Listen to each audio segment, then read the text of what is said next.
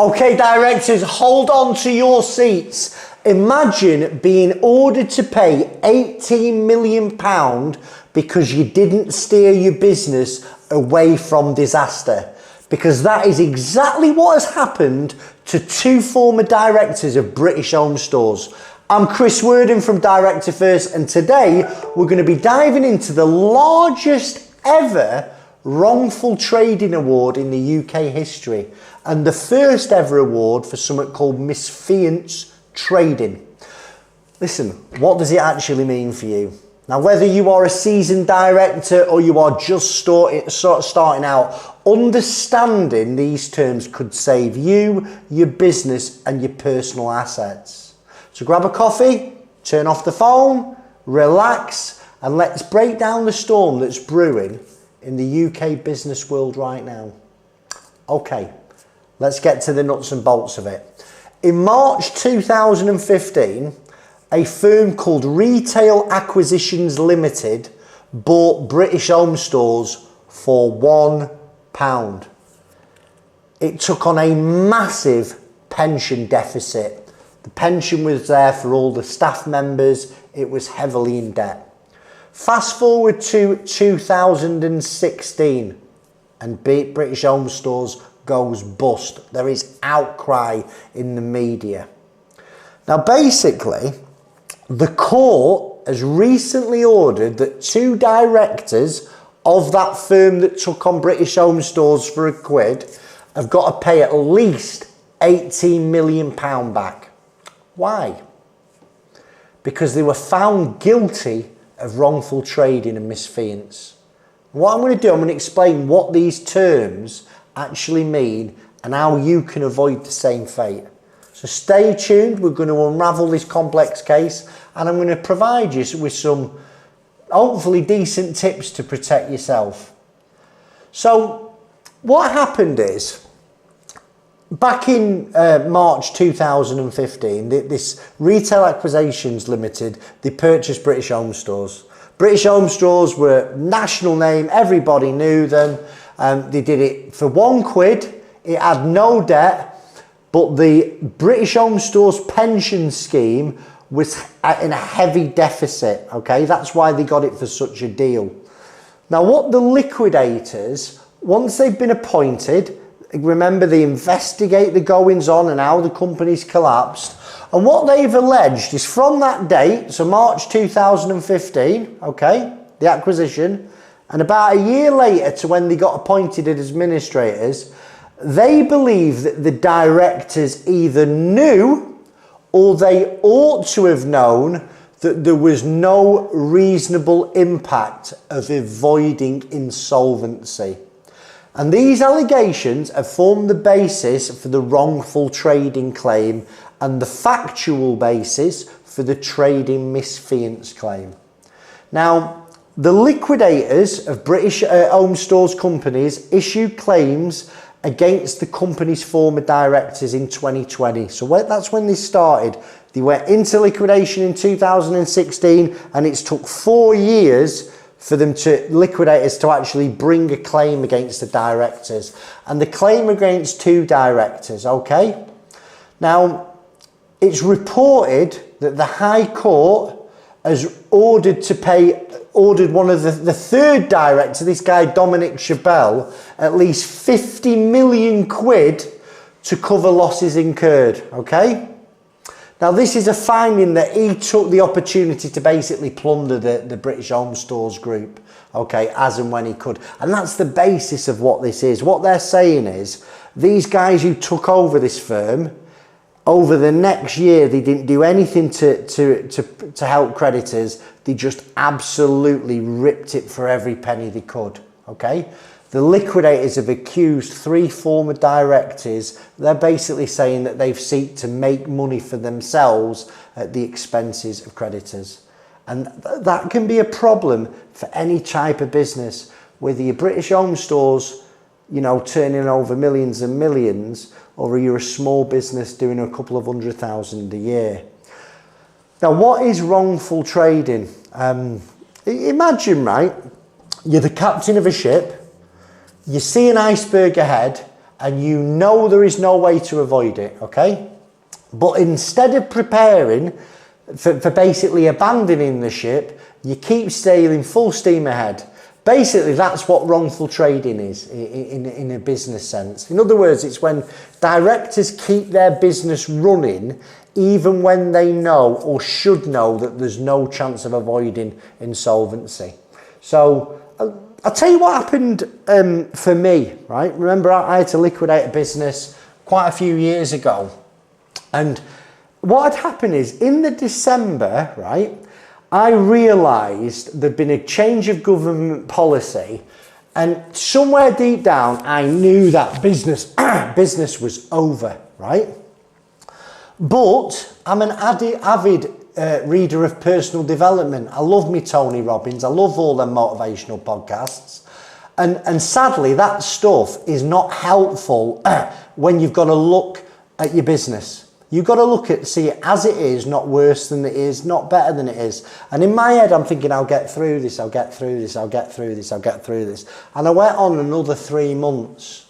And I didn't really incur any more losses to creditors. It was actually my own money that I ended up spending. So I totally get where, you know, I'd become insolvent on that date when the government legislation changed. I should have picked the phone up to a liquidator at that point. It took me 3 months to do it. So I sort of get where people get trapped in that sort of rabbit in a headlight. It's alleged that didn't happen with these guys, by the way. These guys knew exactly what they were doing. They were out to get what they could. So some examples of wrongful trading is taking on new orders when you can't pay existing debts, okay? Sort of selling company assets at rock bottom prices for quick cash. It's called an asset under value.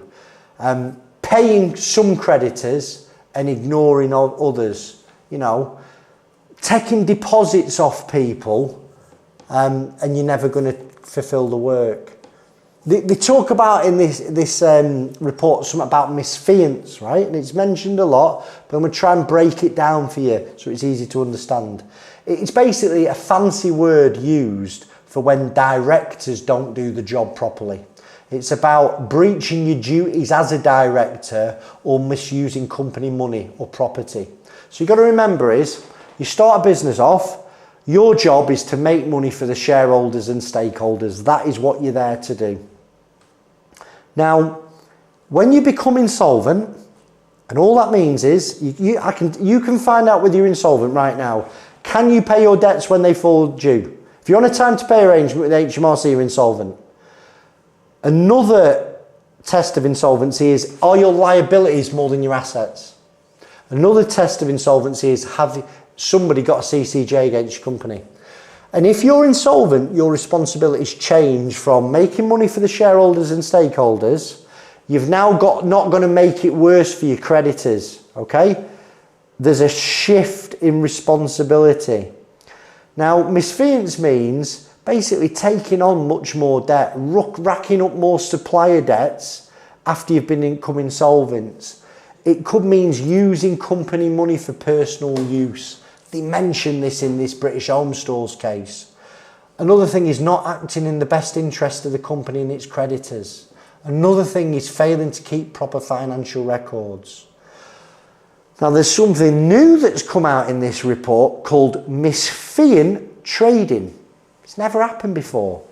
And what they've said here, I'm going to read the report. Misfeasant trading is a claim for breach of statutory duties in continuing to trade, including failing to have sufficient regard to creditors' interests when directors had compiled their duties. The company would have, if the director had done what they were meant to do, they would have entered administration in June the 2015. So they took it over in the March. They should have been in administration by the June, and they went on for 10 months ripping the arse out of it, allegedly, okay? Now, the quantum of this liability will be determined in due course, right? So this misfeasant trading accusation, that hasn't been finalised, but they reckon it could be 133.5 million, right? That the directors are personally liable for. Now, this basically represents the net deficiency between the relevant dates. So when they should have gone into administration June 2015 to when they actually did in 2016, they basically reckon that an extra 133.5 million could have been saved. Now, I know that you might be watching this thinking, well, British Home Stores, it's nothing like me, I'm Joe Bloggs the joiner. But it's all relative. So them rules that apply to British Home Stores, they apply to me and you. So what I'm going to do now, I'm going to give you some takeaways for you to use to hopefully protect yourself, right? The first one is actually taking advice and not acting, right? These directors had taken professional advice, they would have been advised to do something and they didn't, okay? Number two, personal liability is real. Don't think that you're a limited company exonerates you from any personal liability. I see it all the time. Directors, they ring me, they say, oh, well, I'm a limited company, can't be made personally liable. You can be made personally liable by a liquidator if they find you guilty of wrongful trading or misfeasance. You can be made personally liable by a liquidator if you make a preference payment. So that means you're insolvent and you decide to pay off a loan you've personally guaranteed and not the HMRC, or you decide to repay some money the company owes you and not pay anyone else. It means that you've preferred to pay yourself over somebody else, okay? That'll get made, you can be made personally liable. You can be made personally liable for something called a transaction under value, and that's where you sell the assets of the business cheap. Like if you've got a van, that van's value is really determined by something like WeBuyAnyVan.com. There's a little bit of a give and take on it, but if WeBuyAnyVan.com says it's worth 10 grand and you sell it for 2 grand, you go into liquidation, the liquidator is going to come for you for the difference. Another area you can be made personally liable is overdrawn directors' loan accounts. And that's where you, the director, owe the company money. This is the biggest problem for people right now, and people are walking into it blind. Now, if you owe the company money, and lots of directors do, the insolvency practitioner is going to ask you to pay it back. Okay, it's a big problem. You can find out whether you have a director's loan account on your software, whether it's Sage, QuickBooks, Free Agent, whatever it is. On your balance sheet, it will tell you if you owe the company money on the basis that you keep the bloody thing up to date. Now, if you've got an overdrawn director's loan, it's not the end of the world, you're not the only one, loads of people have there. But the key to a successful outcome is you speaking to the insolvency practitioner before you appoint them. We director first, we get this out on the table, we'd help you understand your position, and then we get the deal done with the insolvency practitioner, okay? We don't charge you for this, it's all part of the service. We get paid from the insolvency practitioner if you decide to go with us. But yeah, that's another big issue where you can be made personally liable.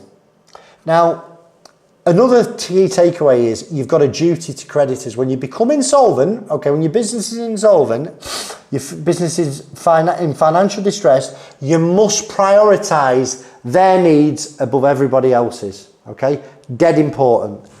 Another key takeaway is proper documentation. You know, it's crucial. You've got to keep detailed records of decision-making processes and financial situations. And that might be an email between you to another director, or you emailing yourself and explaining why you're continuing to trade. It might be, I've had a chat with this funny-looking bold chap off YouTube, and he's told me, actually, liquidation's not for me now. I should keep going for another 3 months and see what happens, but limit how much to take out of the business. Document that, because if you go into liquidation and there's an investigation, you might need to use that to justify the decisions that you made prior to liquidation. Listen, main key takeaway, and I have said this for years, early action is essential. It's not a nice to have, it's an essential. You've got to address financial difficulties promptly and consider all available options. And the earlier you reach out to somebody like me, the more options that you've got available. Very, very simply. Now, I want to go into how you can protect yourself as a director, because this is super important too. Directors should take advice as soon as they can, and they should also take legal advice on their personal liabilities, separate from the obligations of the company. Because in this court case, right, the court declined to cap the director's personal liability to the amount of the director's liability insurance cover. And that's really telling, that, because it's on the basis that it would send the wrong message to risk-taking directors. And that means listen, people are taking significant personal risk if they continue trading without thinking about these things. You've got to regularly seek and assess your company's financials, monthly, quarterly at least. Profit and loss. Are you making money? Look at your business as a bucket. Are there any holes in your bucket? I'll tell you, I've done this recently in my business, and I can't believe where I've been wasting money on little subscriptions I don't need. You've got to, when you start to hit difficulties, seek professional advice with someone like me. You might not like me, okay? That's no problem. Find somebody else. But don't try and solve this problem on your own. You need professionals on the job. And a lot of them will give you some free advice before they ask for any money. Document all major decisions and the rationales behind them. If you're continuing to trade, or if you're thinking about paying one supplier over another one, you've got to document and rationale why you're doing that. Also, consider getting outside help. You know, whether it's an insolvency professional, a new accountant, a financial advisor, someone who's good at restructuring, perhaps getting someone in here to look at a fresh set of eyes to look at your situation. And if insolvency seems likely, right, you've got to prioritise minimising loss to creditors. Do not empty the bank account. That will get you in absolute hot water. If you understand these concepts and you take some proactive steps, you can limit the damage for you personally. Personal liability is a real threat. Don't make a mistake. If you want some advice, give us a call, Chris Worden, Director First. If you enjoy the channel, like, subscribe, comment, hit us up. Thanks for your time. God bless.